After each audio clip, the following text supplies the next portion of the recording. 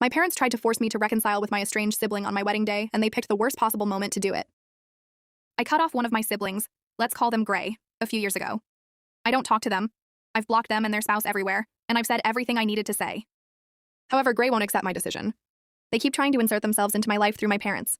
I won't get into the reasons, but cutting off a sibling doesn't happen without cause.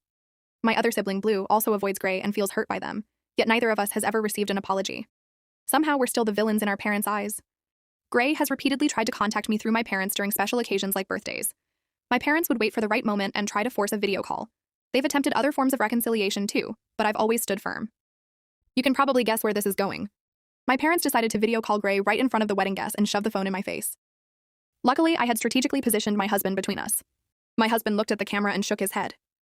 I turned to my parents and said, "No." That's all I said. They tried to respond, but I cut them off with another, "No." There was complete silence from Gray's side except for their child screaming in the background. My parents, especially my dad, were upset for the rest of the evening. My dad even accused Blue of manipulating my opinion of Gray, which isn't true. My mom later apologized, and I told her exactly how inappropriate the whole situation was. Whether they learned anything from it remains to be seen. This story may seem mild compared to others, but it was a huge deal for me. Just seeing Gray can trigger a panic attack. They've done far too much for me to forgive and forget. Thankfully, the people who knew the situation, especially my husband, immediately stepped in to support me. They listened, comforted me, and made sure the rest of the celebration continued smoothly. The night before the wedding, I had made a list of everything that could go wrong and how I would handle it.